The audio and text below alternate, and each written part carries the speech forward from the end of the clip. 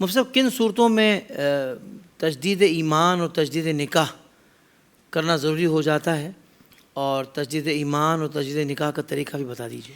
دیکھیں، کفر التزامی کا صدور اگر خدا نہ خاصہ کسی سے ہوا ہو، ضروریات دین میں سے صراحتاً کسی ضرورت کا انکار ہی کفر التزامی ہے. ٹھیک ہے. اس صورت میں فرض ہو جاتا ہے کہ بندہ تجدید ایمان بھی کرے اور تجدید نکاح بھی کرے. صحیح. اگر کفر لزومی ہوا ہے تو اس پر چونکہ ہمارے علماء متکلمین اور فقہا کا اختلاف ہے. متکلمین علماء سے مراد جو عقیدے سے متعلق، عقیدے سے تعلق رکھنے والے علماء ہوتے ہیں، جو اس میں ماہر ہوتے ہیں، وہ علماء متکلمین کہلاتے ہیں. اور فقہا سے مراد جو فقہ میں مہارت رکھنے والے علماء ہوتے ہیں، وہ فقہا کہلاتے ہیں. کفر لزومی کا معاملہ یہ ہے کہ اگر کسی سے اس کا صدور ہوا تو علماء فرماتے ہیں کہ قائل کافر نہیں ہے لیکن قول کفریہ ہے. تو اب وہ کہتے ہیں کہ اس پر بھی تجدید ایمان بھی کیا جائے اور تجدید نکاح بھی کر لیا جائے.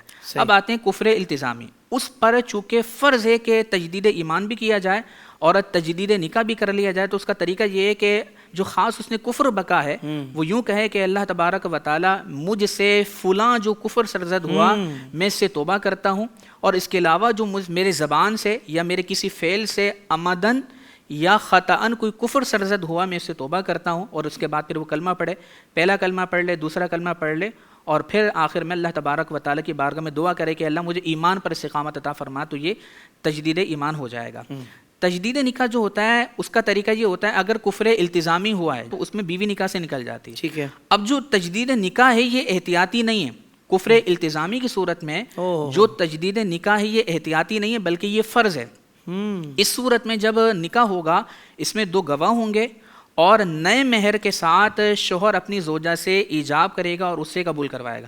مثلا شوہر کو چاہیے کہ وہ 2 گواہوں کو بٹھا لے اور پھر وہ نئے مہر کے ساتھ عورت سے یہ الفاظ کہے کہ میں تم سے اتنے مہر کے بدلے نکاح کرتا ہوں.